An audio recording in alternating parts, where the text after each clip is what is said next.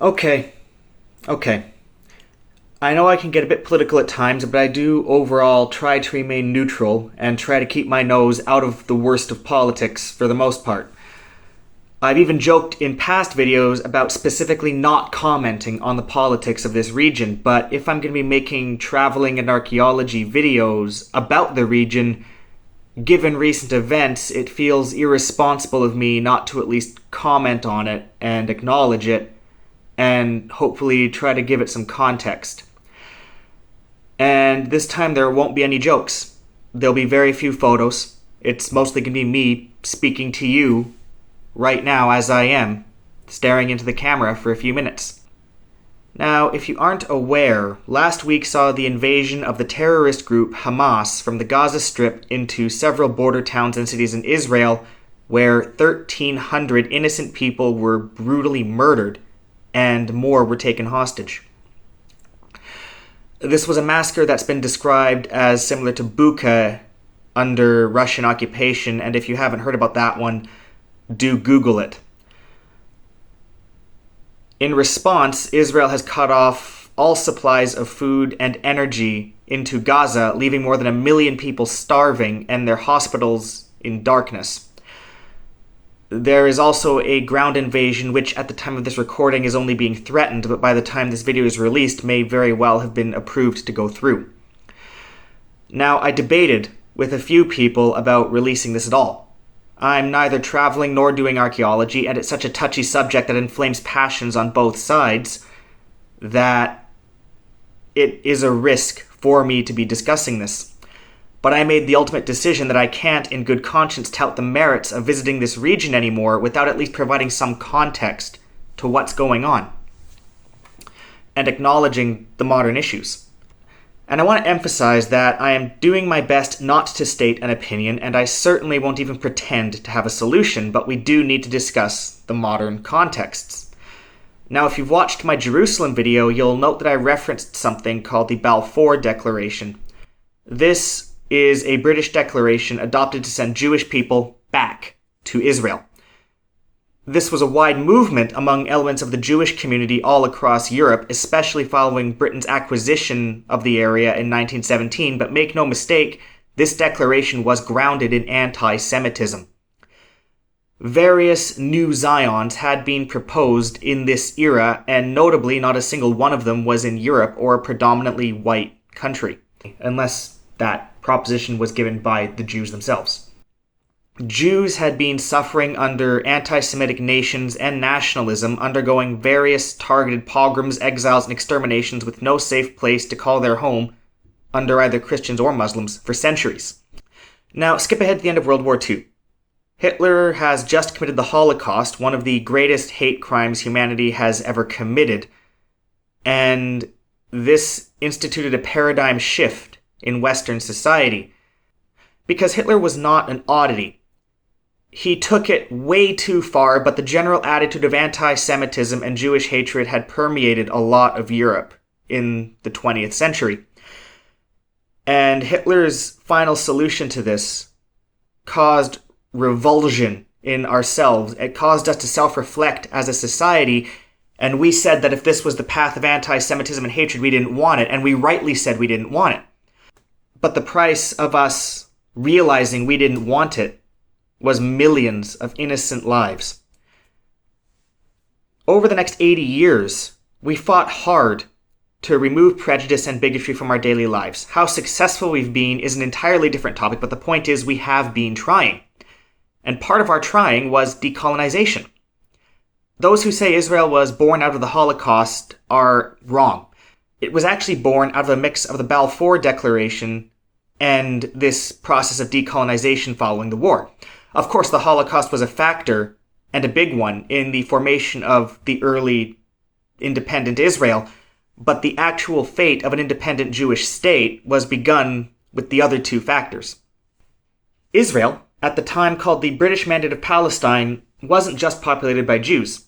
It had a strong Muslim population too, and various ideas of how to carve up the land and make a Jewish state and an Islamic state were proposed, none of which had any concrete plan for Jerusalem, and some of which were wrongly presented to varying sides before they were finally approved. And of course, these sides had different ideas of what was to occur when the British left as a result of this. Anyway, this was the resulting map when the British left the region. The tension of the region, however, meant that Israel was always going to gain independence in violent conflict, and really don't blame any of the sides for this. Sadly, conflict was always an inevitability when this occurred, and keeping it under British colonial rule was not an option. After the War of Independence ended in 1949, this is the map you got, and that's going to look very familiar to a lot of us. Then came the Six-Day War of 1967. During this time, a coalition of nations decided to declare war on Israel.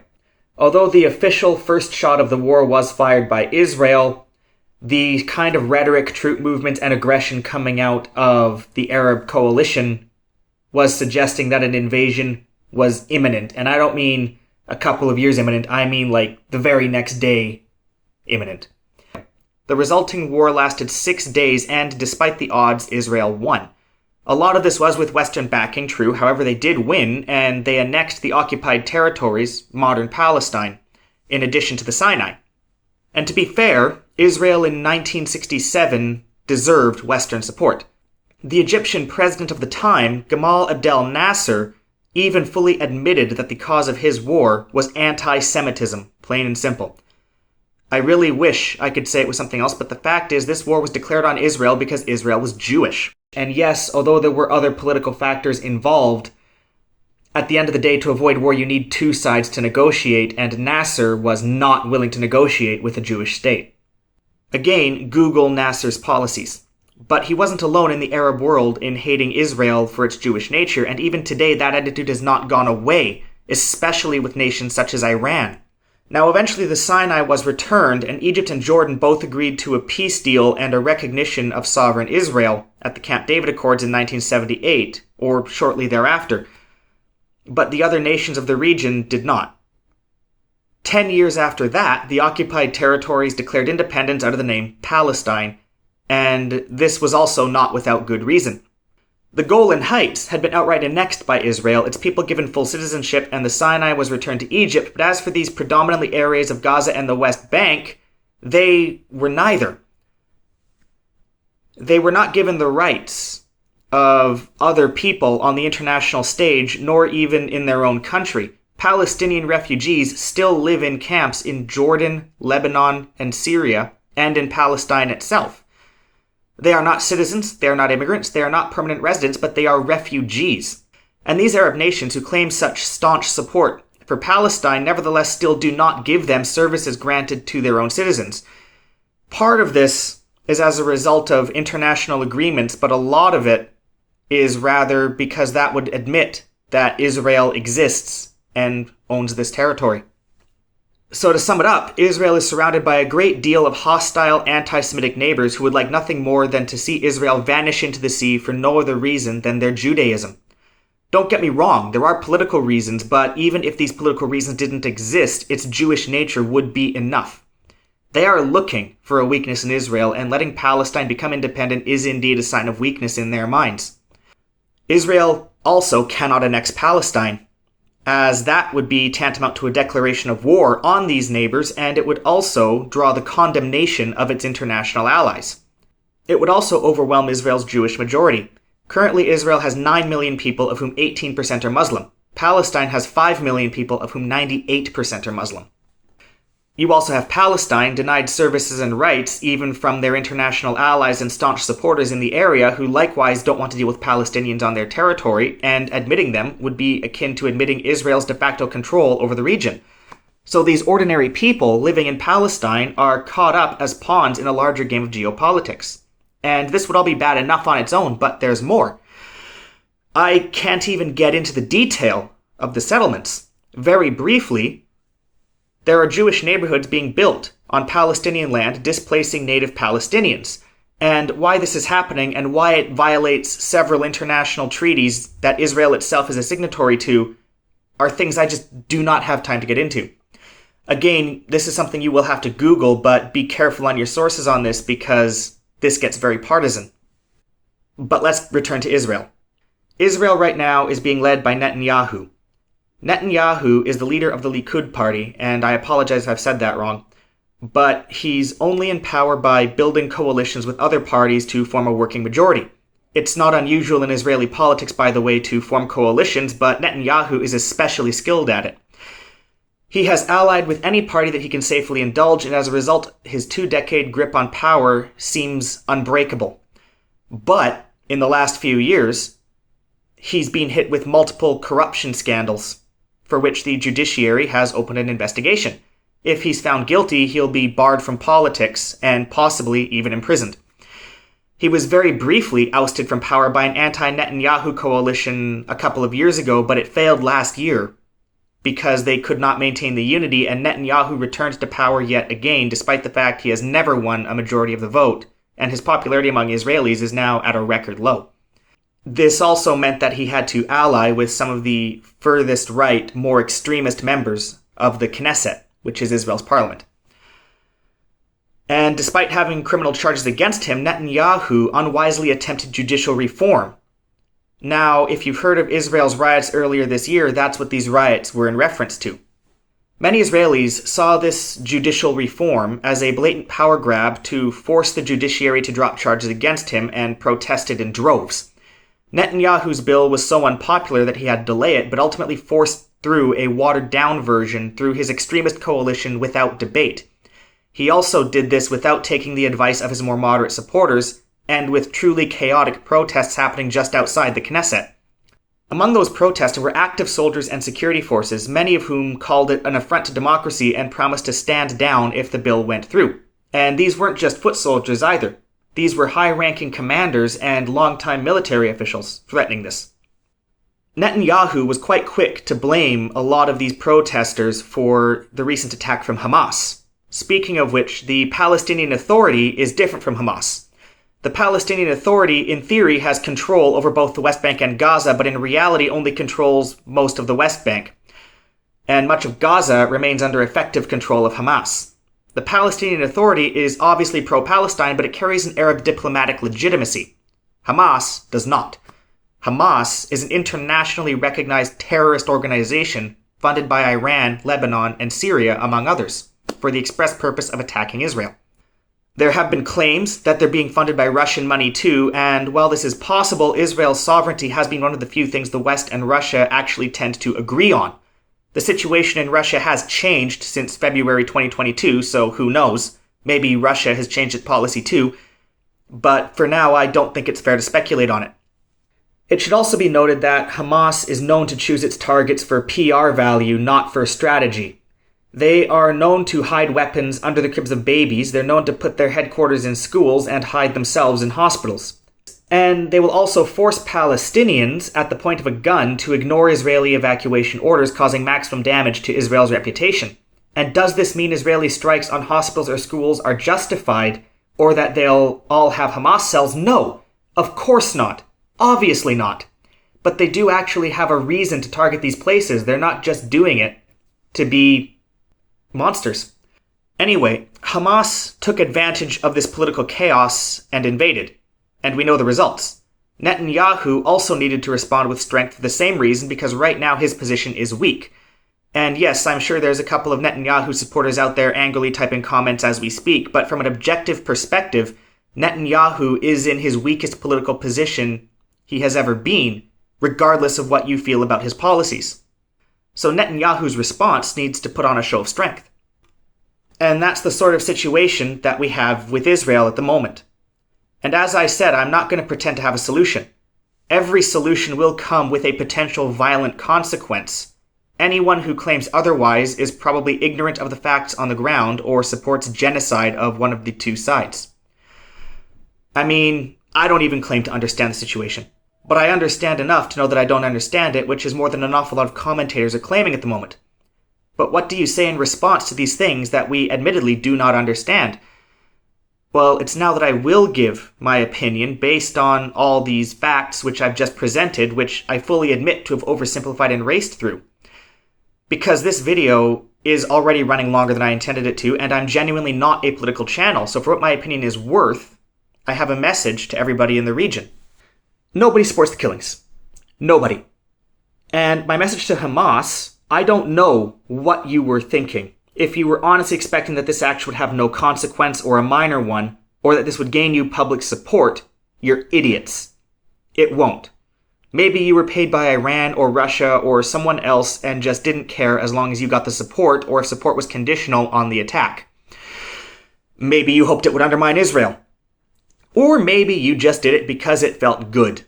Maybe your sick, twisted little egos wanted to have that one brief, shining moment of vengeance and cruelty let out on innocent civilians. And if that is so, was it worth plunging yourselves into potential full-scale war and your own people into poverty and darkness? Maybe for some of you it was, and there's no reasoning with people that cruel. And you were cruel. You were wrong, and you were weak, and no one on earth will have any sympathy for you for whatever consequences come your way. And my message for the Israeli government is just, how did you ever expect this to end?